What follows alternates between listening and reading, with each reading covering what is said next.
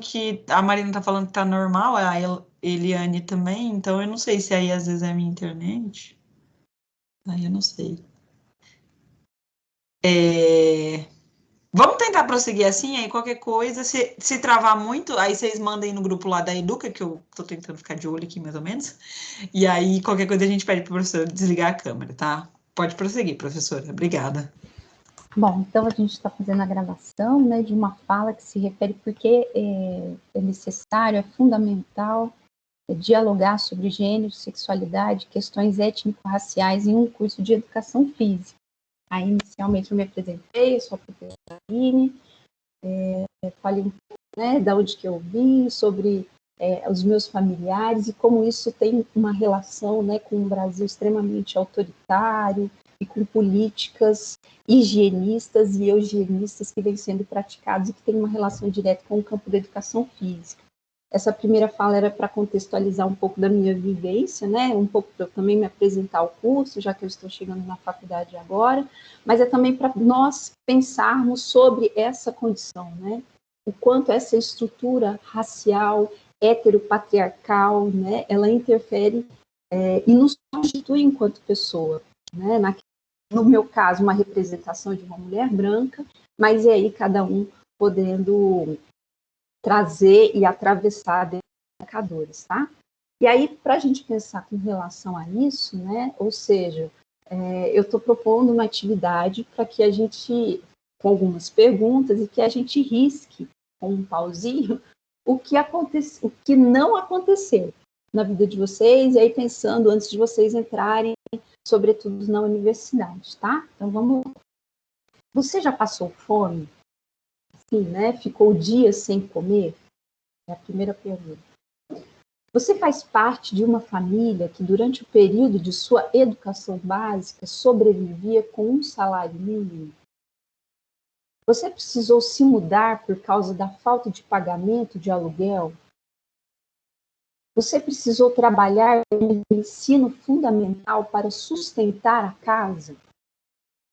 Você precisou trabalhar durante o ensino médio para sustentar a casa?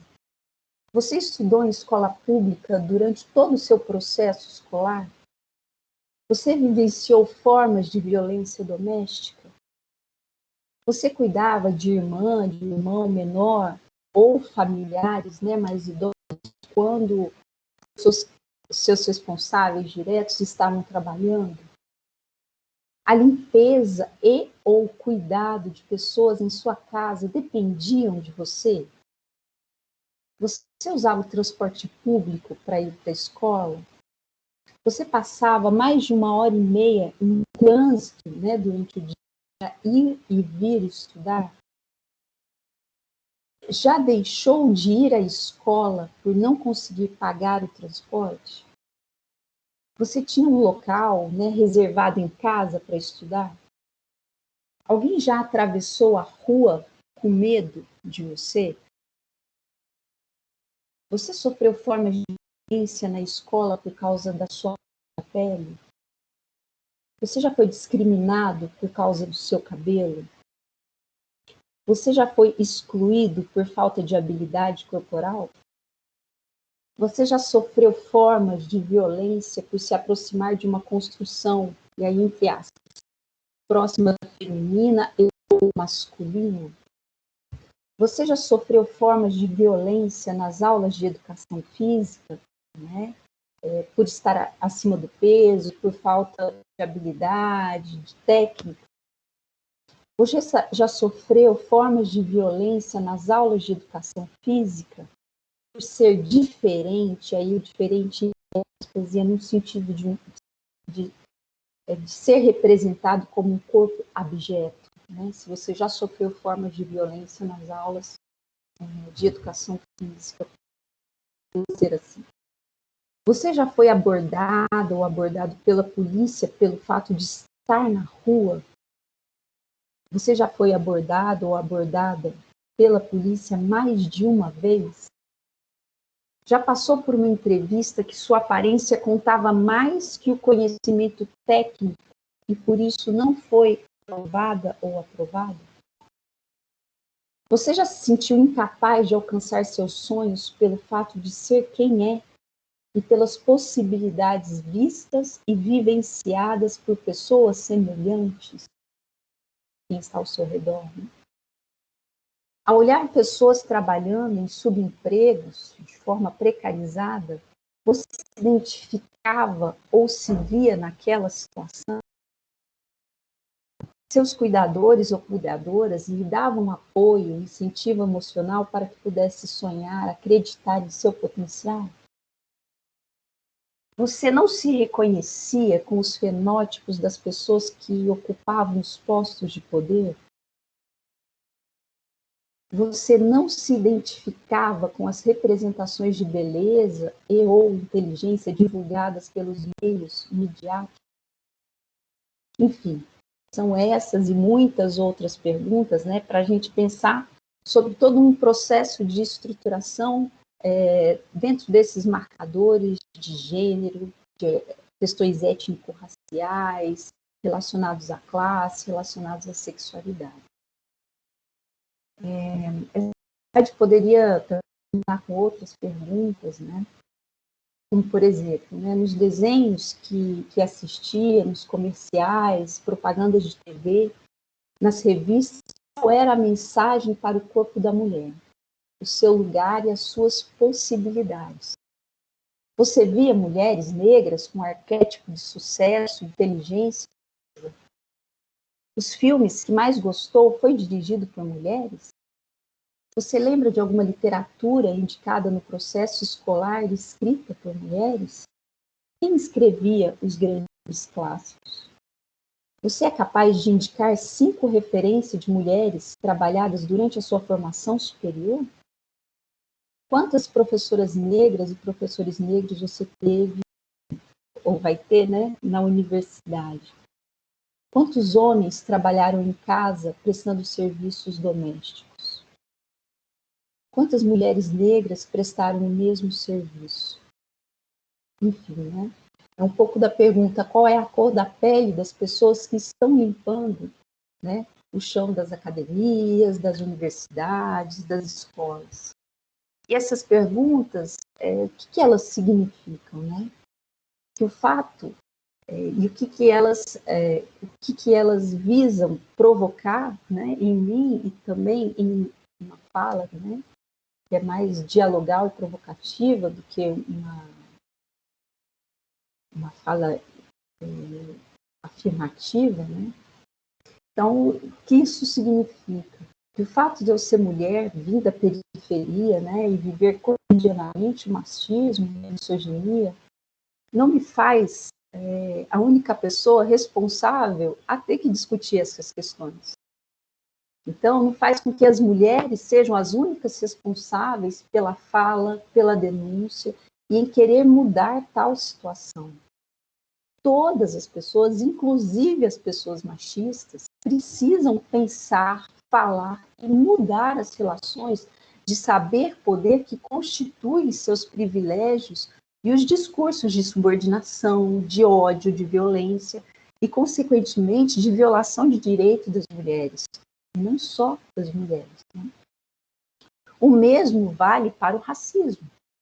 Então, apesar de estar ciente que, no meu caso, que eu não inventei o racismo, a produção do termo negro, como analisa Attili Mbembe, é produto de um maquinário social e técnico indissociável do capitalismo, de sua emergência e globalização, inventado para significar exclusão, embrutecimento e degradação. Ou seja, segundo o autor, um limite sempre conjurado e abominado, o único de todos os humanos, cuja carne foi transformada em coisa e o espírito em mercadoria. Essa citação está no livro, né, que o Mbembe escreveu, A Crítica da Razão Negra. Ciente ainda que é uma produção histórica, né, sobre um outro, né, e aí eu abro o parênteses para explicar que esse outro, que foi em que recorri, né, é problematizado no primeiro e no segundo volume do Segundo Sexo, escrito por Simone de Beauvoir na metade do século passado, e que traz, então, esse feminino, entre aspas, a biologia e a natureza como justificativas para a produção da condição social de inferioridade da mulher como outro. E aí eu fecho parênteses. Eu faço um paralelo com as questões raciais para operacionalizar a produção desse outro, né? Nomeando de índio, judeu, muçulmano, chinês, imigrante, jeca, né? A nomeação e a sua representação estão associadas a um discurso de incapacidade, de animalidade, de incivilidade, distante da representação humana, insistentemente e amplamente divulgada como homem, branco, burguês, cristão, jovem, escolarizado, hétero e urbano. Só um segundinho, gente, eu não vou poder ir lá atender, tá? Que eu tô... Ai, pode, por favor. Obrigada. Bom, coisas, né, do trabalho. Dito de modo, é preciso pesquisar, é preciso estudar, denunciar o racismo, o sexismo, o heteropatriarcado institucionalizado em nossas relações. No processo de formação, nas práticas corporais, nos sentidos e nos significados que marcam as corporeidades. Trata-se ainda de contextualizar a pouca visibilidade, por que não dizer o exíguo espaço de fala, de escuta, de estudo sobre tais temas e, consequentemente, de mudança no campo da educação física. Para compreender, nas palavras do coletivo de autores, aí recorrendo à citação lá na página 27, que a produção humana ela é histórica e inesgotável, e que o conhecimento ele precisa permitir que as pessoas percebam-se enquanto sujeito histórico, capaz de interferir nos rumos de sua vida privada e da atividade social sistematizada. Eu fundamento meus argumentos na defesa das questões étnico-raciais, das discussões de gênero, sexualidade e direitos humanos como conhecimentos que constituem e conformam e, portanto, fundamentam a cultura corporal nos termos histórico, social e político que o objeto da educação física foi concebido.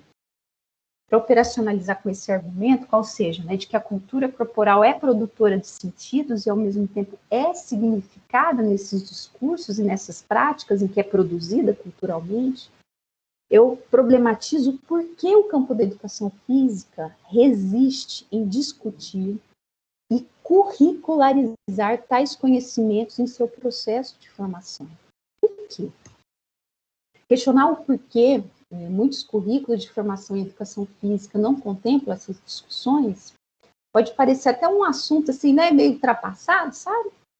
Já que tem tanta produção, tantos trabalhos que já mostraram, né, o quanto esses temas são tratados ou de forma pontual, às vezes em grupo de estudo, em uma palestra, né? Isso também acontece nas escolas, ou estão totalmente ausentes, né, no currículo de formação. Ou às vezes tem um professor, uma professora, né, que discute isso e traz essa questão à tona. Apesar desses levantamentos, né, dessas produções sinalizarem quanto a ausência desses temas diz sobre um investimento interessado, e aí eu estou me apropriando das discussões da Débora Britzman, que traz esse desconhecimento como produto de um efeito interessado, né? E, portanto, aquilo que não queremos enfrentar em nosso processo de formação, ao mesmo tempo, silenciar-se perante o conhecimento cientificamente produzido sobre essas temáticas, também pode representar omissão de responsabilidades pedagógicas sobre a produção humana e, portanto, sobre a cultura corporal. Além disso, pode sinalizar qual representação de cultura corporal estamos ensinando, escolarizando, e com isso, né, quais conteúdos de ensino estão sendo configurados pelas atividades corporais institucionalizadas, como diz, né, o coletivo de autores nos cursos de formação em educação física, nas escolas, mas isso pode se dar em todas essa reflexão, essa crítica, essa denúncia, ela também se dá em todas as instituições. No debate coletivo, alguém poderia dizer, né, que no quadro docente, atual, né, do curso, não há pessoas com formação suficiente, entre aspas, para ministrar disciplinas que tratam dessas questões étnico-raciais, de gênero, de sexualidade, ou que há um desconhecimento generalizado de literaturas feministas, do feminismo negro, do feminismo decolonial, das questões de sexualidades, para inserir em seus planos, em suas aulas, né, em suas discussões. Contudo, esse desconhecimento não é questionado. A gente só fala, comigo, isso aí não é para mim, racismo é coisa, não é comigo, eu não tenho nada a ver com isso, não fui eu que construí, enfim. E aí eu estou recorrendo aí a Débora Britzman, porque ela fala assim, né, que esse desconhecimento, ele nunca é questionado, e essa falta nunca é problematizada como um investimento de um efeito interessado. Interessante isso, né? O efeito de um investimento interessado. Isso é, essa lacuna, esse buraco branco, né, literalmente, entre aspas, diz que não é um simples detalhe que falta rever ou inserir no fluxo curricular de um curso ou no seu planejamento, encaixar, né, entre os temas ou encontrar um espaço para que essas discussões possam ser contempladas. Essa situação evidencia, ou melhor, ela escancara, a nossa compreensão de cultura corporal e quais corporeidades estão representadas no processo de formação docente, na escola, nas nossas discussões, na nossa vida, no nosso cotidiano.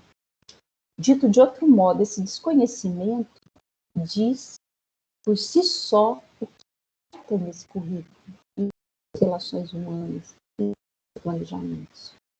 É diante dessa falta dessas, e aí eu estou chamando de categorias, mas também poderiam ser marcadores nos currículos de formação em educação física, de décadas, né, de acúmulo científico em diferentes campos de conhecimento, não só da educação física, com relação a essas questões, de movimentos sociais e acadêmicos, assim, como as políticas educacionais como um campo de disputa, que é essa fala objetiva questionar, avaliar e, ao mesmo tempo, reconstruir em pensamento o concreto real, fornecendo aí, segundo Saviani, a consciência um conteúdo objetivo retroagindo sobre a torna mais consistente, coerente, orgânica e eficaz.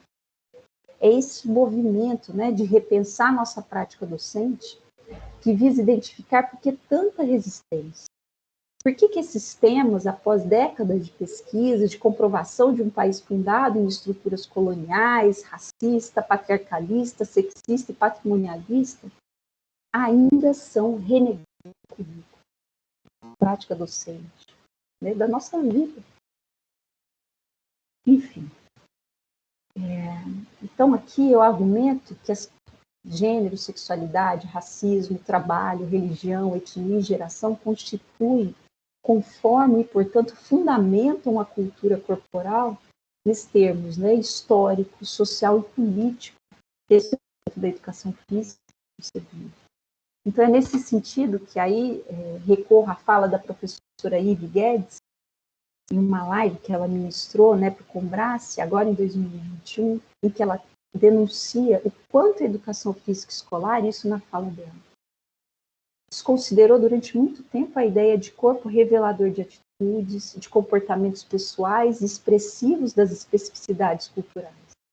A necessidade de um olhar dessa área para a corporalidade negra se faz com a finalidade de ressaltar para os valores de uma cultura corporal silenciada, invisibilizada há muito tempo, visto que o conteúdo de ensino da educação física, anos de 1960, do século passado, era oriundo dos métodos ginásticos alemão. Dentro de tais parâmetros, a educação física não favoreceu os povos vindos de África e seus descendentes, cuja relação com o método ginástico alemão se deu na contramão das temporalidades africanas, que envolve muito mais que movimentos rígidos, concentrados e expressão corporal mecânica, né? Mas culturalmente de fortalecimento de seus corpos adquiridos da harmonia desses com a natureza, com princípios de um ethos que tem no corpo as unificadas tradições, dos ritos ocultos que transcendem a racionalidade do movimento. ou seja, o quanto os corpos negros, mesmo que despendidos de suas roupas, culturas, valores, símbolos, não se despiu de sua ancestralidade. E aí a professora fecha só. Bom, o que isso, né, significa?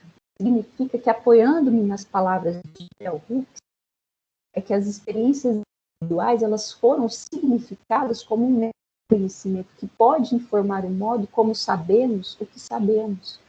Isso é, ao compreendermos a experiência como um conhecimento que se expressa por meio do corpo que ele conhece, que foi profundamente escrito nele, reconhecemos que a subjetividade faz parte de uma aprendizagem coletiva. Então, buscar refletir sobre quais modelos estamos utilizando, né, para balizar o conceito de humanidade, os fundamentos que elegemos para construir e representar a cultura corporal e, consequentemente, os conteúdos do campo da educação física, é também questionarmos as diferentes formas de perguntar: o que pode um corpo? O que pode um corpo negro? O que pode um corpo negro no futebol de mulheres, por exemplo, né, que é um campo que está crescendo em estudos, em produção nessa área? Quais conhecimentos fundamentam um currículo que traz a cultura corporal? O que fica de fora desses currículos? O que entra e por quê? Porque muitas vezes recuamos de nos posicionarmos com relação a essas questões, né? Por que continuamos a escutar em silêncio determinadas piadas que são formas de violência, né? Por que essas questões ainda não estão, né, em nossos planejamentos? E aí, para finalizar, eu pergunto: é possível falar em cultura corporal e desconsiderar as experiências e os conhecimentos étnico-raciais, de gênero e de sexualidades no Brasil? É possível isso? A gente precisa rever nossas referências, né? O que buscamos, o que queremos produzir com o nosso conhecimento, que longe dele ser neutro, ele veicula uma lógica que é estrutural, que é racista, classista, que é heteropatriarcal, que tornam alguns sujeitos aceitáveis, normalizados, normalizadas, coerentes, inteligíveis e outros desprezíveis, abjetos. Tomemos nota, pois, ao olhar o outro somente pelo viés biológico e histórico, é uma forma interessada de construí-lo e de mantê-lo num lugar de subserviência e de inferioridade. Já antigas teses, né, analisadas por diferentes campos de conhecimento, história, antropologia, sociologia, filosofia, psicanálise, políticas, nos ensinam que precisamos problematizar os mecanismos que tornam alguns sujeitos inteligíveis e outros não. Não nos esqueçamos ainda que a educação física ajudou a disseminar e conformar um conceito de humanidade muito restrito à lógica euro-americana de civilidade, que precisa ser ampliada.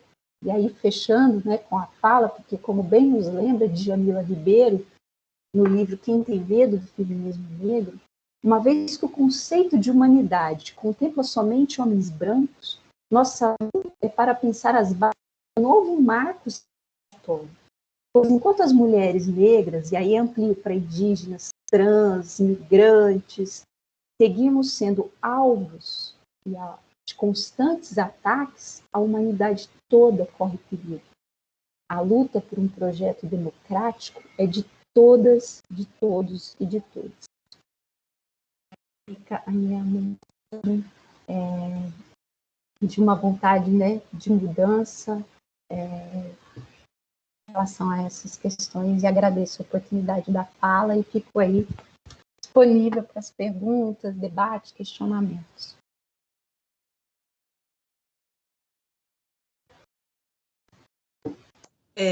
Eu posso. Gente, quem aqui que está aqui presente não é da licenciatura, vai entrar ou no bacharelado ou faz parte de outro currículo? Eu. Então, Marcelo. Tem mais alguém? Vocês sabem usar o recurso de levantar a mãozinha aqui? Eu não sei se vocês viram, mas eu faço com os aluninhos da Ezeba, que a gente coloca aqui, ó, só o Marcelo. Beleza, por que eu tô perguntando isso, né? Eu não sei se vocês conseguiram acompanhar todo o conteúdo. Quantos aqui já sabiam que iam entrar para a licenciatura e querem ser professores, pelo menos agora no primeiro período, né? De escola. Levanta a mãozinha, por favor. Quantos já sabiam que era licenciatura? O que é a licenciatura em educação física? E já querem ir para a escola. Assim, né? Vai mudar as coisas, ok, mas querem ir para a escola. Porque, pelo menos quando eu entrei na faculdade, eu acho que eu nem tinha me atentado qual que era a diferença entre a licenciatura e o bacharelado, o que isso envolve. E assim, eu já adianto para vocês no curso que na licenciatura a gente está, na maior parte, fazendo essas discussões sobre gênero, sobre racismo, eu ainda sinto falta, mas a gente está mais na licenciatura do que no bacharelado. E eu, pessoalmente, eu acho isso extremamente problemático. Por quê? Porque você é professor de educação física, você trabalha ali na academia, ou às vezes com o esporte, com as crianças, e você às vezes não se atenta a essas formas de exclusão. Então, eu acho que é importante a gente trazer esse pensamento para outros espaços também. E aqui eu estou vendo só que a Yasmin já sabe o que é, qual que é a diferença entre a licenciatura e o bacharelado. E isso eu também acho problemático, mas enfim, alguém quer fazer alguma pergunta para a professora Aline?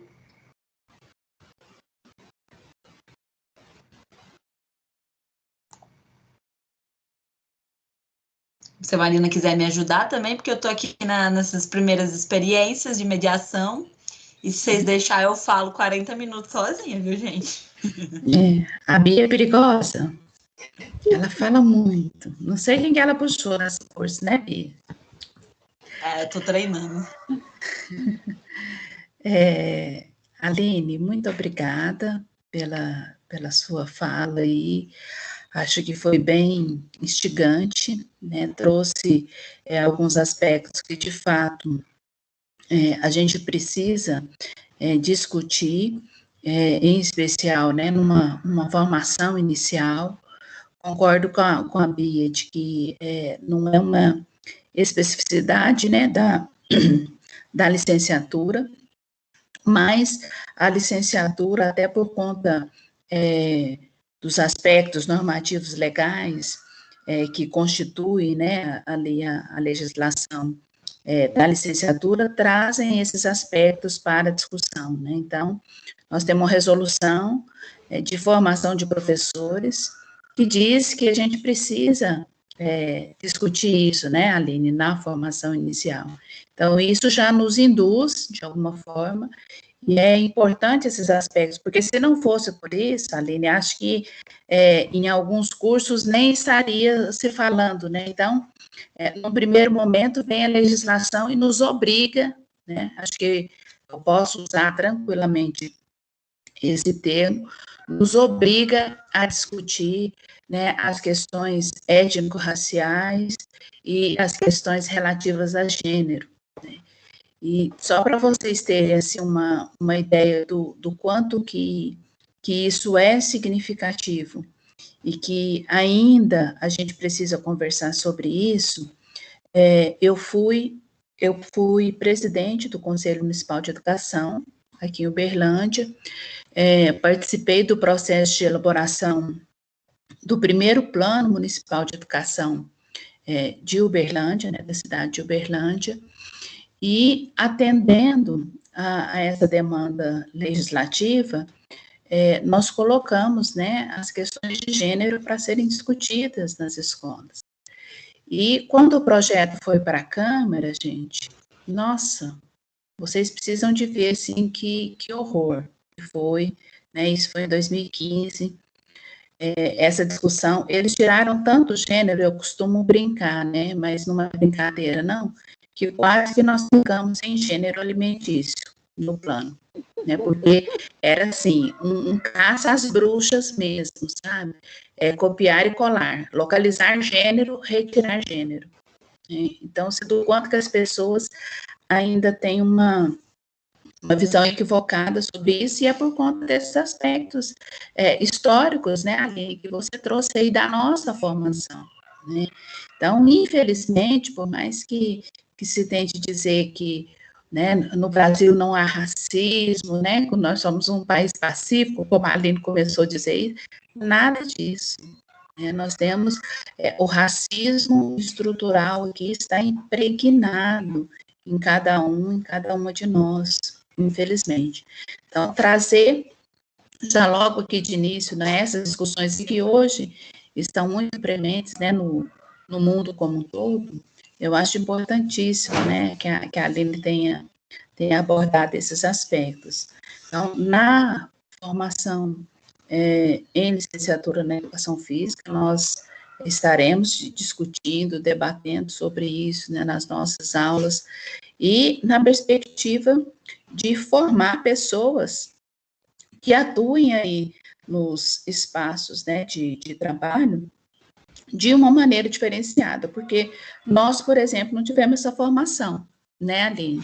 Os nossos currículos não nos permitiram esses conhecimentos. Isso a gente foi adquirindo depois, né, da formação inicial. Quando a Aline vai fazendo, né, aqueles questionamentos ali, olha, Aline, eu marquei mais de 15, sim. Mais de 15, sim. Sabe? Quantos isso foram? Muito... Porque eu não consegui acompanhar todos, eu também me identifiquei com alguns. Eu diria que menos do que, com certeza, eu sei que outras pessoas marcaram. Mas quantos foram, professor? Eu acho que era um triteu, mas eu preciso contar. Eu aqui, pelo menos 16, com certeza, né, eu marcaria. Eu marquei. Então, isso é preocupante, isso é muito preocupante, né? E aqui no curso superior, né, de Educação Física, vocês terão aí eu e talvez o Sérgio, né, que somos mais pardos, aí vamos dizer assim, né, dentro dessa perspectiva étnico-racial. E aí eu pergunto, será que os negros, as negras, né, não fizeram educação física, não cursaram educação física? Por que a gente ainda olha, né, para a nossa sociedade, e apesar de termos mais de 50% das pessoas negras ou pardas, ainda encontramos tão poucas dessas ocupando aí, em especial, cargos de gestão ou cargos que, de alguma forma, aí se destacam, né? Então, eu acho que nos faz pensar, né? Sempre que eu tenho oportunidade, eu falo sobre isso. Então, me identifico como negra, tive problemas. A minha geração, na minha família, é a primeira geração que conseguiu uma formação superior. Então, isso é algo que a gente precisa dizer, né?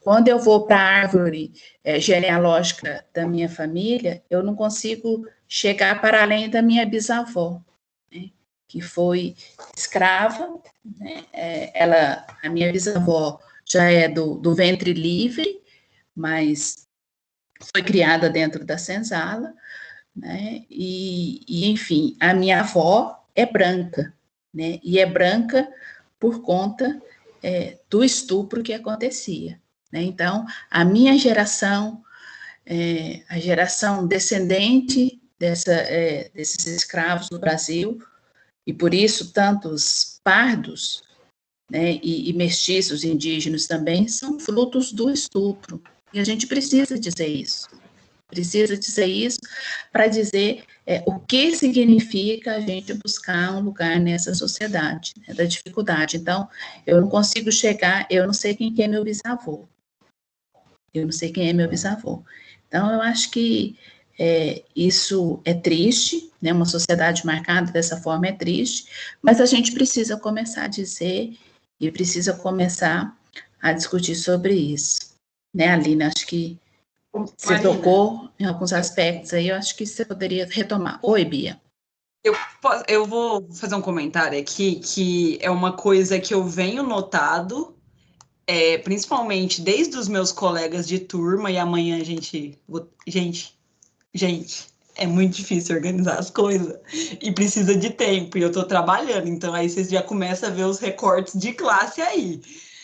Enfim, mas o que eu vou deixar aqui para vocês pensarem, que vocês vão perceber ao longo do curso de educação física, e eu não sei até que ponto isso vai influenciar na nossa valorização profissional e no nosso desempenho acadêmico dentro do curso, mas eu vou tentar fazer um levantamento com vocês, mas eu já sei que eu vejo nos meus colegas. O que acontece muito no nosso curso? Não sei por quê, mas assim, né? A gente talvez comparando com os cursos mais elitizados, como por exemplo, medicina, direito, hoje em dia talvez menos em algumas engenharias, enfim, mas o pessoal começa a trabalhar muito cedo no curso. Então, eu vou até tentar trazer amanhã na roda de conversa para vocês ouvirem experiência dos alunos, de colegas aí, inclusive eu, mas a gente começa a trabalhar muito cedo. E às vezes, por quê, gente, né? Enfim, né? Estágio não deveria ser um trabalho, mas é uma forma de se manter pagando as contas, né? Se sustentando. Enfim, e acaba que às vezes a gente não consegue se dedicar tanto vamos dizer assim, ao conhecimento teórico. Então, eu já aviso para vocês que não é nenhuma individualidade de vocês, mas isso acontece porque a gente, como pobre, está tendo acesso ao ensino superior, as cotas não foram dadas de graça, não esqueçam disso, e a todo momento isso está sendo atacado. Então, tenham consciência de quem são os colegas de vocês. Não sei se educação física era a primeira opção de curso de vocês, e assim, tudo bem, gente, acontece. Mas eu espero que vocês realmente se dediquem aí e entendam a importância disso. E era isso que eu queria falar. É isso. Posso falar agora? Tem algum inscrito? Pode falar, depois a gente abre aqui. O pessoal vai se esquentando aqui para falar. Eu queria, então, chamar a atenção para algumas coisas, né, que a Marina levantou e que eu acho que também tem a ver com o que a Beatriz está colocando aí, né, com relação a essas questões das dificuldades e tal. A primeira é com relação às discussões de gênero, de sexualidade, as questões étnico-raciais, né? Então, assim, é uma lei que já vigora desde 2003, né, para a inserção dessas discussões no currículo escolar, e isso, claro, se tem que estar no currículo escolar, ela tem que estar no curso de formação, né, de professor. Então, ela tem que estar na formação inicial e ela tem que estar na formação continuada. Então, isso que a Marina traz, né, as dificuldades, eu estava até tentando achar aqui, né, porque está uma verificação pública aqui, lá no Senado, perguntando, né, para criminalizar ideologia de gênero nas escolas. Imagina, assim, é um retrocesso, e aí fica até difícil as pessoas compreenderem, né? Porque qual é a compreensão de ideologia de gênero? Enfim, né? É uma inversão aí, né, dessas discussões, para se pensar o currículo, a escola, a formação. Mas que são coisas que são tão...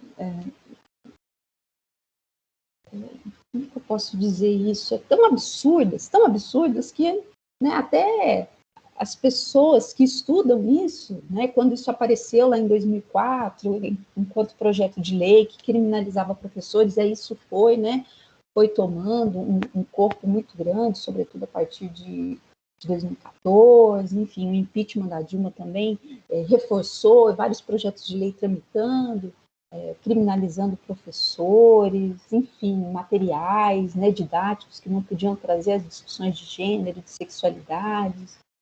E aí se inventa, então, essa dimensão diversidade, a palavra, né, que parece que cabe em tudo, mas aí também não fala, não nomeia. Então, quanto é significativo nomearmos, né, atitudes racistas, atitudes de fobia contra as pessoas. Então, é muito importante que nomeemos e que estudemos sobre isso.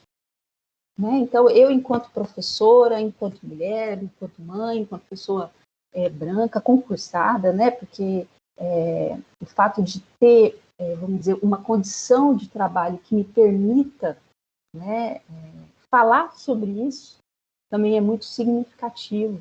Né? Então, para a gente ter, e aí eu acho que foi uma fala do professor Sérgio, né, na segunda-feira, quando fez a recepção, né, das pessoas que estão recém-chegadas à faculdade, falando assim, olha, vocês chegaram numa escola pública, isso é muito significativo, porque essas vivências que vocês vão ter aqui, provavelmente vocês não vão ter em outros lugares. Eu também fui professora antes de entrar, né, no serviço público, eu fui professora durante 5 anos, em diversas instituições particulares, né, de ensino superior. E, a última foi em Ji-Paraná, Rondônia. Andei, viu, gente? Enfim, mas o quanto nós ganhamos hora-aula. Então, pesquisa, projetos de extensão, há uma dificuldade muito grande de se produzir, de se falar, de se problematizar essas questões, até porque se você fala alguma coisa, né, que vá contra aquilo que a instituição prega, ou que ela, você é demitido. Então, há uma relação de saber-poder que ela é muito significativa, ela expressa uma condição e que ela precisa ser falada. E acho que as instituições públicas têm esse papel, né, essa função, que é maior do que um querer, uma responsabilidade pedagógica. Então, o meu argumento vem nesse sentido. Não adianta a gente pegar e falar assim, olha, e aí eu citei o meu caso, né, um pouco para falar, olha, eu tinha todas as condições para construir uma história, um mito, né, de que eu não precisava me preocupar sobre isso. Mas não é isso, né? A gente precisa falar, olha, estou numa estrutura assim e tento a cada dia estudar a lei, pesquisar com relação a essas questões para ser uma pessoa melhor, para produzir mudanças. É um pouco como pensar o feminismo. Não adianta eu querer criar uma estrutura de igualdade, sendo que as diferenças estão tão distantes e que essa igualdade que eu estou exigindo, que é uma crítica, né, ao feminismo, aos feminismos brancos, civilizatórios, como diz a Françoise Verger, nesse livro belíssimo, não adianta a gente pegar e não criar situações de mudança. Então, ler e estudar e pensar sobre isso é também se posicionar, é também não aceitar, né? Não aceitar que as pessoas falem ou tenham determinadas ações ou atitudes, é que essas questões precisam estar no currículo, e não é só no sentido, porque tem muita produção, porque tem um GT sobre isso, não. É uma responsabilidade pedagógica. As lutas, os movimentos sociais, acadêmicos, históricos de diferentes campos já estão apresentando isso. Essas lutas não podem ser silenciadas, né? Então, o meu argumento aqui olha, essa fala, apesar de vir, né, e de contextualizar a minha vivência, e é por isso que eu trouxe a Bell Hooks, ela faz parte de uma experiência coletiva. Uma experiência que é marcada nos corpos das pessoas, estão atravessados por diferentes marcadores, e esses marcadores nos constituem a cultura corporal. Então, não é porque é um curso de licenciatura, um curso de bacharelado, e eu sou aí, já me posiciono a favor vamos dizer assim, de um curso ampliado, que não tem, né, essas vertentes, mas aí é uma outra discussão, mas o quanto esses elementos, né, que constituem o objeto de estudo da educação física, que é a cultura corporal, eles precisam estar em todas as disciplinas. Como é que eu vou estudar anatomia né? E não ter essa discussão, fisiologia, biomecânica, enfim, antropologia, filosofia, e não ter essas questões interseccionadas com a dimensão do trabalho, com a dimensão, né, dos gêneros, da raça. A educação física, ela se constitui, né, dentro dessa dinâmica. Olha bem a fala da professora Ivy Guedes, que maravilhosa, né? O quanto estamos descartando, desconsiderando, invisibilizando essas corporeidades que não seguem essa lógica racional, essa lógica urbana, ocidental, né? Por isso que a preocupação de sempre trazer as representações das humanidades, porque há uma humanidade representada e que não representa quase ninguém, porque eu acho muito ruim a gente falar assim, as minorias. Não são minorias. Minoria é aquela representação de humanidade que representa aquele burguês branco, né? Enfim, cristão, jovem, que tem um trabalho, né? Que, enfim. Então, a fala é muito provocativa para mim, né, me provocando a ter essa responsabilidade de discutir isso, mas passando para todo mundo.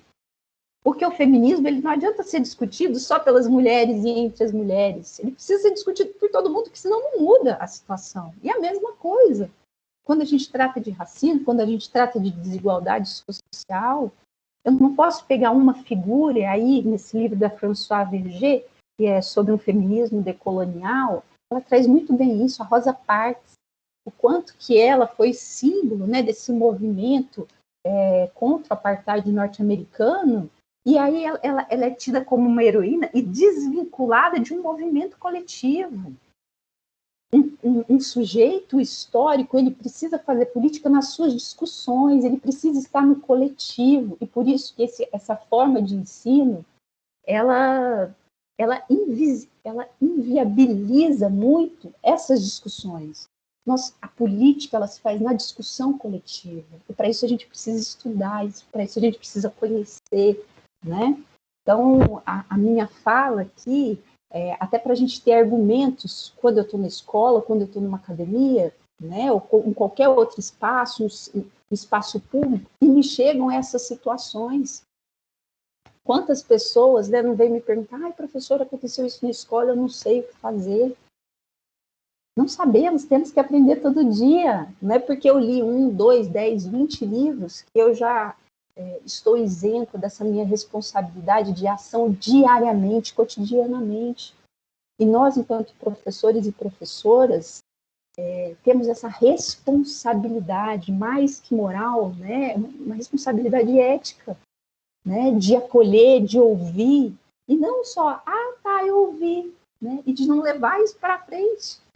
Que escuta é essa que não está mudando a realidade? Então, essas perguntas, elas vêm no sentido, olha, eu não estou querendo pegar aqui 1 ou 2 ou 3 professores como, né, é uma discussão para a gente pensar sobre a questão da meritocracia, o quanto eu não estou representado nesses elementos, e o quanto que mesmo quando eu pego uma figura dessas, o Mandela ou a Rosa Parks, eles são desvinculados de uma luta coletiva e que, é claro, tem briga, tem discussão, e muitas vezes foge, escapa dessa racionalidade de você ter que se comportar para ser civilizado e respeitado socialmente, para você ser civilizado. Essas pessoas que vendem essa promessa de civilidade dizimaram milhões de pessoas e continuam invadindo agora. Está tendo uma invasão agora, né? Milhões de agrotóxicos estão sendo jogados, enfim. Então, é uma venda de uma lógica que não corresponde, né, à ação que essas pessoas vendem essa imagem. Então, essa fala, para iniciar e para acolher as pessoas que estão entrando num curso de educação física, vem nesse sentido, né? O quanto a minha história, as minhas corporeidades, a discussão sobre cultura corporal representa as diferenças. como que essas diferenças foram construídas, né? Então, não é um pouco ficar olhando assim, nesse currículo tem, nesse currículo não tem, né? Enfim, 95% dos currículos no Brasil não tem essa discussão, e aquilo que a Marina falou, ela está explicitamente lá na Resolução 02 de 2015, né, e que foi anulada pela de 2019, aí em dezembro, sem discussão pública, enfim, uma luta, mais de 30 anos de movimentos, de discussão pública, enfim, de produção acadêmica ferrenha, para que essas temáticas estivessem no currículo de formação inicial, continuada, que essas discussões estivessem presentes e interseccionadas, e elas foram, assim, de um dia para a noite, nesse estado de exceção que nós estamos vivendo agora, anuladas, né? E olha que interessante, um dos argumentos, que depois de 2 anos, né, então a resolução ela foi implementada, é uma obrigatoriedade que os cursos, né, sigam, como a Marina já anunciou aí, e um dos argumentos que foi levando, que já aconteceu lá em 2000, e o Conselho Nacional de Educação trouxe, é que muitas instituições não estavam conseguindo, né, inserir essas discussões. Olha a resistência. Como assim? Né? Que país é esse? Né? Um pouco, então, nesse sentido, para a gente pensar como que a gente quer discutir, como que a gente quer pensar, refletir, historicizar a cultura corporal dentro de um curso de educação física, sem que essas discussões estejam latentes, presentes, e não é só nessa disciplina das ciências humanas, nessa disciplina que é teórica, em todas as discussões, né? Então, a minha opinião, o meu argumento é que não é possível que se faça uma discussão sobre corporeidades em que essas questões não estejam interseccionadas, né? Não estejam presentes no currículo. É isso. Nós temos aqui algumas professoras que não estiveram na segunda-feira, né? Acho que a Gabriela, a Rita, às vezes se puderem e quiserem abrir a câmera aí, falar um oi para o pessoal. A Juliana também está aqui, mas a Juliana já falou na segunda, mas pode falar de novo, viu, Juliana? Não tem problema, não. Se algum estudante também quiser fazer alguma pergunta, pode levantar a mão aí que a gente vai conduzindo. Eu ia perguntar para eles, eu não sei como que faz tempo que eu entrei no curso, né? Mas eu acho interessante que muitas vezes, pelo menos para mim, quando eu entrei no curso, eu não entendia realmente o que era pensar a educação física nesse sentido. E conforme eu fui amadurecendo, principalmente indo para a escola, e aí eu falo isso infelizmente, tá, gente? Porque eu sou apaixonada pelo esporte. Eu entrei na educação física por causa de esporte. E eu imagino que muito de vocês também. Só que na escola a gente consegue trabalhar isso de forma mais clara. Então, exemplificando, que eu acho que com o exemplo fica muito mais fácil entender isso que a professora Aline está falando, não onde está o negro no esporte, não onde estão os LGBTs no esporte, não onde estão os corpos trans no esporte. E quantos de vocês, aí eu vou pedir para vocês levantar a mãozinha, porque eu realmente não sei, eu não sei como que tá as coisas. Discutiram sobre isso na escola? Levanta a mãozinha aí para me ver se vocês estão aí ainda. Talvez tenham dormido, mas... vocês já estão vindo aí Vocês já estão saindo em vantagem, eu vou falar para vocês. Que bom. Então, a legislação está surtindo um efeito. Ele é muito lento, mas está, né, Aline? Já está chegando na escola. Já está chegando uma moçada diferente aqui. Não, eu acho isso incrível. E eu espero que realmente a gente problematize as coisas, não simplesmente aceite. E que eu acho extremamente importante, isso se transforma em atitude, gente. Porque, assim, gente, sério, vocês não têm ideia. Se chamar eu para jogar qualquer coisa ali, eu vou. Às vezes eu até vou com os meninos. E o que eu quero que vocês pensem também é quem que a gente exclui dessa prática corporal? Será que é os que não sabem fazer, mas eles não sabem fazer por quê? Porque eles são ruins ou porque eles não treinaram? Então, assim, eu não sei vocês, mas eu aprendi a jogar vôlei treinando, não foi vendo. Então, eu espero que isso se transforme em atitude de vocês também. Quem que vocês estão chamando? Vocês estão sendo legal ou vocês estão sendo uns cuzão que só quer ganhar? Então, eu acho que tem que pensar nisso também. Enfim, mas eu acho que já há um avanço tantas pessoas terem discutido sobre isso na E, escola. Bia, só fazendo um adendo aí, né, com relação a essa sua provocação, é importante que a gente saiba também que essa memória motora, né, de estímulo, ela não se dá só no processo de escolarização, né, mas como, então, a gente estimula e concebe, né, aquele que é feminino, entre aspas, aquele que é masculino, então, desde que nasce. Então, esses estímulos, eles interferem diretamente, né, nessa expressão dessa corporeidade. Então, quando a gente fala, mas essa pessoa é mais habilidosa, é porque durante todo o processo de socialização primária e secundária, não necessariamente só no contexto escolar, ela teve um estímulo diferenciado pelo fato dela ter nascido, né, com uma genitália, uma vagina, um pênis, né? Então, esses elementos, eles são estruturais aí, né, para pensar não só a proposição de práticas corporais, mas como as pessoas chegam na escola, né?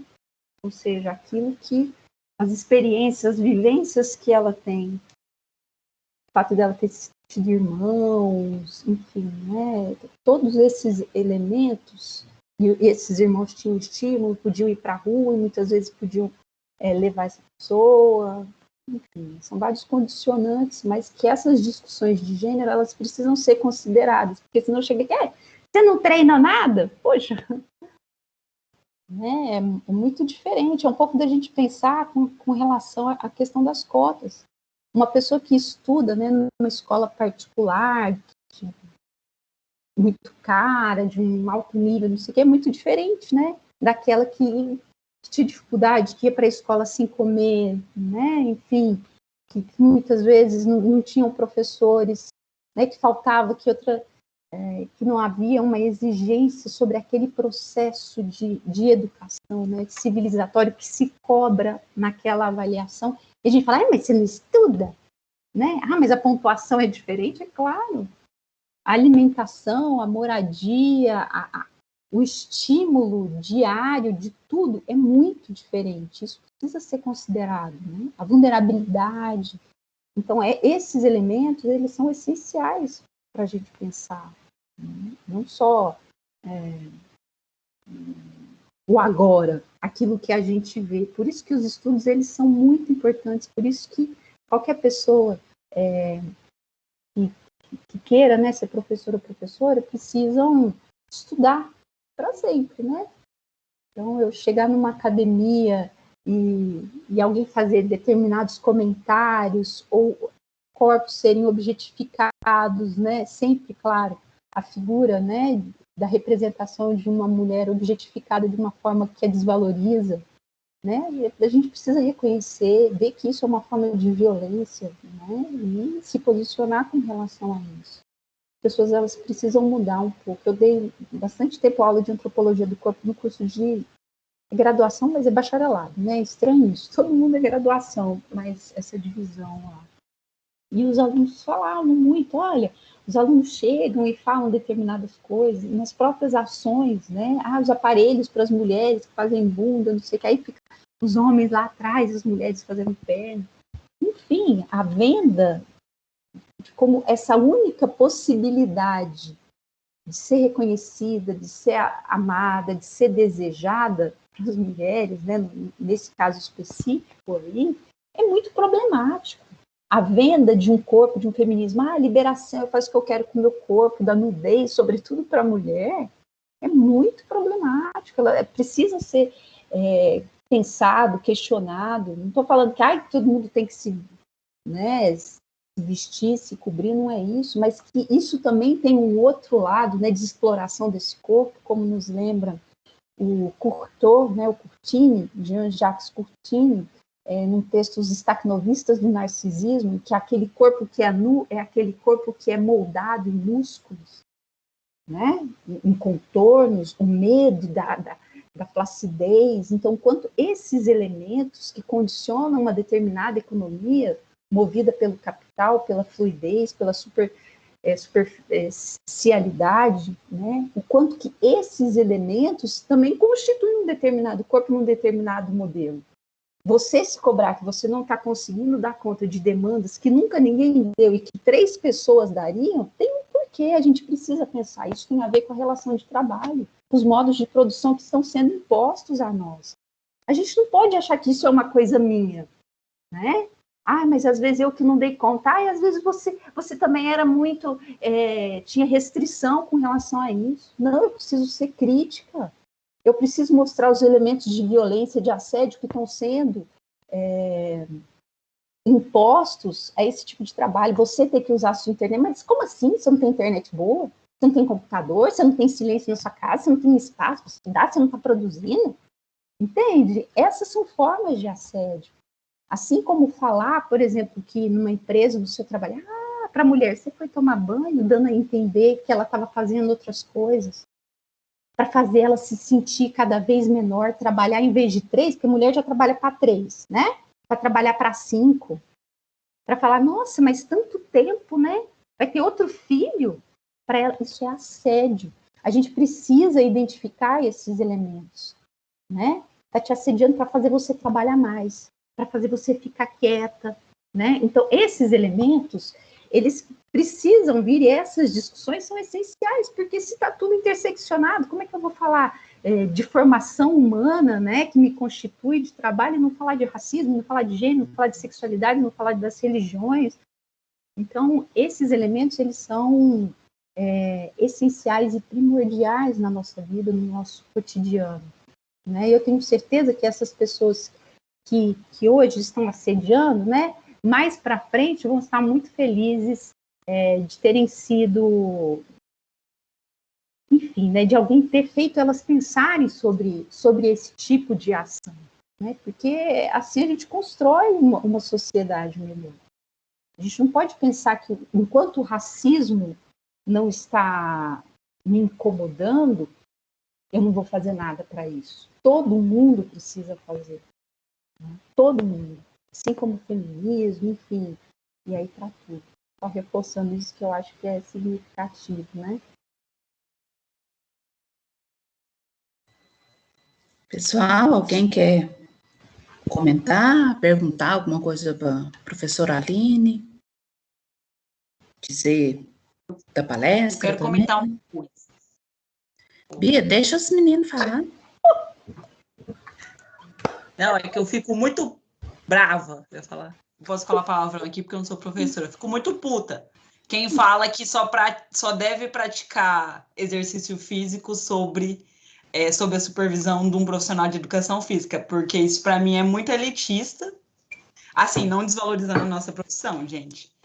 Mas, infelizmente, nem todo mundo pode pagar um profissional de educação física para ter um acompanhamento de um personal. Porque a maioria da população sobrevive com menos de um salário mínimo por mês. E, tipo assim, é claro, gente, que se você contratar um profissional, é muito mais seguro, vai dar muito mais resultado, enfim, muitas vantagens. Mas você falar para a pessoa que a pessoa, para fazer uma caminhada em volta da UFA, ela precisa de um profissional de educação física, é um absurdo, mas enfim, é algo que eu fico inconformada. Assim como nutricionista, médico, dentista, todo mundo deveria ter acesso a isso, mas nem todo mundo pode pagar. Então, enfim, cuidado com essas falas. Eu acho que é importante lembrar isso. Via, só com relação a esse puta, né? Puta que pariu e tal, né? Filho da puta. É um palavrão, assim, que desvaloriza também, né? O diminutivo de prostituição. Então, caralho, não sei, né? Vamos inventar caracas, que bosta, alguma coisa assim, que também não vamos passar, né?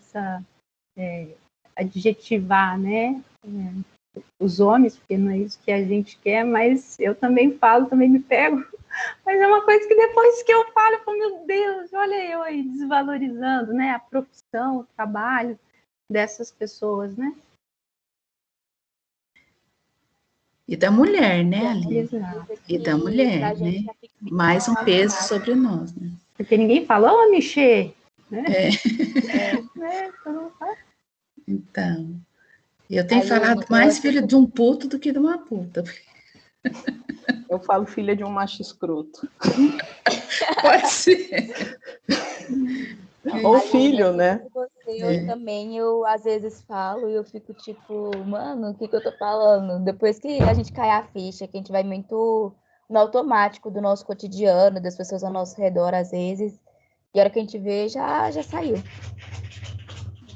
Isso é verdade, gente, mas também, ó, é muita coisa para saber. Mas a linguagem, Bia, e à medida em que a gente vai, né, nos policiando em relação à linguagem, a gente também vai ajudando nessa construção de um mundo diferente, né, Aline? E aí a gente precisa mesmo. Então, eu sempre chamo a atenção dessa coisa de esclarecimento, esclarecido, né? Então, eu fico chamando a atenção dos estudantes. Olha, gente, como é que é? O que está por trás dessa palavra, né? Então, pode ser que eu, na minha intenção, não gostaria de ser racista e tal, mas a gente continua, né? Então, por exemplo, eu não estou evitando essa coisa de piada racista, piada, entendeu? A gente precisa ir freando, sabe? Precisa parar de rir. E às vezes todo mundo na mesa ri e eu fico séria, né? E eu sou a chata, mas eu sou mesmo chata, né? Porque é assim que a gente vai mudando as coisas, não é? Então, começar, né? O Paulo Freire fala muito disso, né? Então, você mudar a linguagem, você começa a mudar o mundo. Tem alguém falando junto aqui? Quem é? Pode falar, gente. Pergunta. Pode falar, é porque abre o microfone e às vezes a gente não vê aqui. Mas eu vi que eu tinha perguntado no grupo se vocês estavam com dificuldade de entender, acompanhar. E assim, gente, é normal, vocês estão aí no primeiro período, né? Vocês estão saindo do ensino médio, ou não, né? Porque eu acho que também às vezes tem pessoal que. Enfim. Mas assim, aos poucos, vocês vão começando a entender a linguagem, como a Marina falou. E assim, vocês só não podem achar que é tudo zoeira, né? Que também faz parte da faculdade, aproveitem também, mas não deixe de estudar.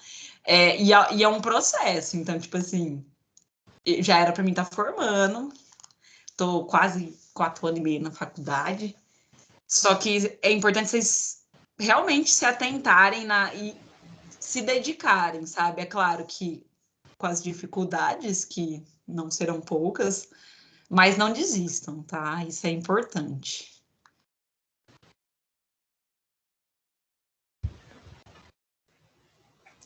Mais alguém, gente, quer falar? Bom, como ninguém está se manifestando no momento, eu estava aqui bem quietinha para não me apropriar, né, desse tempo e desse espaço dos discentes, né, do pessoal ingressante, mas vou falar bem brevemente, né, para deixar espaço caso alguém queira falar mais. Primeiro, parabenizar a Aline aí, dizer que eu assino embaixo, me sinto extremamente representada pela sua fala, né, e que legal que a gente está no curso, né, e eu estava até comentando com ela ontem, que importante, que necessário, né, que já logo no ingresso na universidade, né, a gente já esteja discutindo a questão das diferenças, né, gênero, raça, sexualidade, né, e o quão importante isso é. E então queria te parabenizar nesse sentido, né, e só fazer um gancho bem rapidinho, assim, com algo que eu acho que está na pauta do dia aí, que está até agora me incomodando um pouco, né? A gente teve aí domingo a final da Copa América, né? E aí eu zapeando um pouco de redes sociais, vi muito da discussão do tipo, algumas pessoas extremamente contra e torcendo para a Argentina, e esqueci de abrir a câmera, vou abrir aqui. E aí outras pessoas super, mas, né, com aquele discurso, para de mimimi, e vocês têm que ser mais patriota, a gente não quer ver o Brasil perder. E aí, assim, eu queria só pegar um gancho, né, na fala da Aline, para dizer que todas essas discussões que ela está trazendo, né, o gênero é político, sexualidade é político, raça é algo político, né? Então, às vezes as pessoas tendem a pensar, falar, mas eu gosto de futebol, eu gosto de judô, eu gosto de MMA, eu gosto de educação física, e o que isso tem a ver com esses mimimis aí, dessas discussões feministas que vocês estão trazendo, dessas discussões de sexualidade, dessas discussões das questões étnico-raciais, das discussões de gordofobia, que eu tento sempre trazer nas minhas aulas também, dentro do possível. Já tem um artigo saindo do mês que vem, já fazendo um merchan. E aí as pessoas falam, tá, mas o que isso tem a ver, né? Todas essas questões são política, né, gente? A política não é só aquilo que acontece quando tem eleições, né? A política não é só eleger um presidente, um governador, vereador, deputados, né? Tudo é político, né? Então, por exemplo, se a gente para pensar em sexualidade, isso que parece algo muito pessoal, a orientação sexual de cada um, não é só uma questão pessoal, é uma questão política, né? Então, ainda hoje, em dezenas de países, né, é proibido você não ser heterossexual, né? É criminalizado em uma série de países. Já foi crime no Brasil, já foi crime nos Estados Unidos, inclusive por mais tempo que no Brasil. As pessoas estavam dentro da casa delas, né? E a polícia entrava dentro da casa das pessoas e prendia por isso, né? Ele fala, tá, mas professora, mas o que isso tem a ver com a educação física? Tem a ver que essas questões passam à sociedade, né? E o esporte, as lutas, as danças, a ginástica, né? Os jogos não estão alheios à sociedade, né? Influenciam e são influenciados por ela, e a escola também influencia e é influenciada por ela. Então, assim, aí pegando esse gancho, né, de que a política ela é algo amplo, e às vezes a gente tende a pensar que a política é só aquela coisa institucional ligada às eleições e aos cargos, ela é algo amplo, e aí quando pegando o gancho, né, levando disso para a Copa América, que é o tema do atual aí, falar, mas que mimimi é esse? Por que vocês estão reclamando? Por que vocês estão torcendo contra o Brasil? Né? E as pessoas ficavam muito, mas é só futebol, relaxa, é só futebol. Nunca é só futebol, gente. Tá? Então, por exemplo, por que teve uma parcela tão expressiva da população brasileira se posicionando contra a Copa América e torcendo contra a seleção masculina, é importante dizer, né? Porque às vezes a gente fala seleção, que é tão hegemônica essa posição do masculino, né, que a gente esquece do futebol das mulheres, né? Fala só a seleção, né? E, enfim, mas por que tanta gente se posicionou contra a seleção, né, contra uma possível vitória da seleção na final do domingo, né? Por tudo que isso representava, porque nunca é só futebol. Então, a gente estava falando de uma Copa América realizada no Brasil, onde a situação da Covid está completamente descontrolada, né? De uma final que teve pouco público, né, comparando com o que cabe no Maracanã, mas teve público, diante do que o Brasil vive hoje, né, fora a questão de quanto isso desfoca, né, aquela política do pão e circo que vocês já estudaram na escola, né, desfoca das questões tão importantes, da CPI, por exemplo, que está acontecendo agora no Brasil, né, então, assim, de um governo que lutou muito para fazer essa Copa América no Brasil, apesar de tudo que a gente está vivendo, de uma seleção com jogadores extremamente privilegiados, ricos, e que, assim, se posicionaram muito timidamente lá no começo e depois cederam, e tudo bem, vamos jogar, né? Então, assim, que também foram negligentes, que também não se posicionaram. Então, assim, também a política está em tudo, né? Só peguei esse exemplo atual para a gente pensar que essas questões todas, né, permeiam a educação física como um todo. Então, não dá para a gente ficar ali e falar, não, mas, poxa, eu só queria pensar em futebol. Mas o futebol não é só uma bola jogada e chutada a gol, né? Então, era sobre isso. Eu falei que eu ia falar pouco, e eu falei muito, eu tenho o mesmo problema de todo mundo, eu acho que é um problema docente no geral. A Bia também, aí já como quase professora, está na mesma, a gente fala muito. Mas era isso, gente. Desculpa ter me alongado. Eu acho que a Juliana também traz um elemento, desculpa aí, é rapidinho, importante, né, que quando a gente fala futebol, né, já vem assim, não é um futebol que não é de homens e de mulheres, né? É um futebol masculino. Então, esse modelo, esse padrão, né, e a representação da constituição desse outro, que faz o futebol de mulheres, é muito significativo para a apresentação das mulheres, para a verificação dos resultados, para as classificações, para a forma como elas são divulgadas, para a forma como a vida delas são apresentadas. E aí, claro, entra dentro da estruturação, né, de local de trabalho, de ter salário, e toda a precarização, né, sobretudo, que as mulheres que jogam futebol de mulheres têm, né? Então, é significativo isso. Quando a gente traz um elemento e aí ele já diz o que é, né? Isso é aquilo que a Marina estava trazendo, é a questão da linguagem, o quanto que ela está representada nessas estruturas de poder.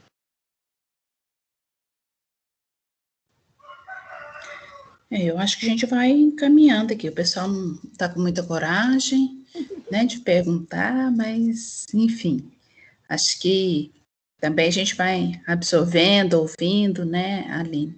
Acho que mais uma vez te agradecer pela disponibilidade de estar aqui conosco, né? E aí, se você quiser, às vezes, fazer aí algumas considerações finais aí, né, só para poder a gente encerrar esse momento aqui hoje, eu te devolvo a palavra, então. Tá bom, eu queria agradecer aí, né, a Marina, sempre tão conectada, atenta, mega responsável, já tornar em público aí, né, o meu respeito pelo seu trabalho.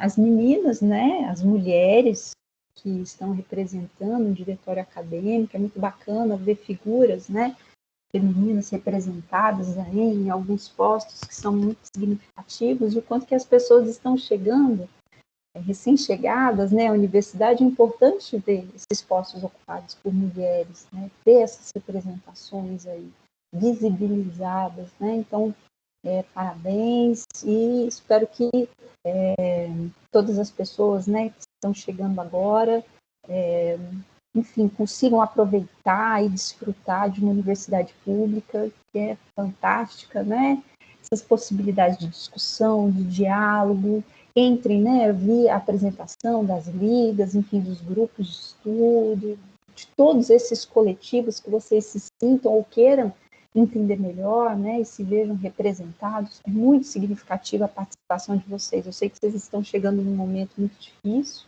de distanciamento, né, mas aproveitar um pouco, né, das redes sociais,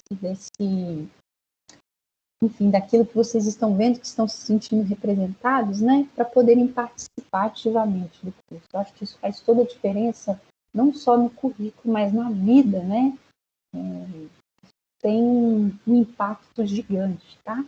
Então, desejar aí boas-vindas para todo mundo que está chegando, tá? E agradeço aí a oportunidade da fala. E da próxima vez, espero que vocês não fiquem tão acanhados e acanhadas de falar, né?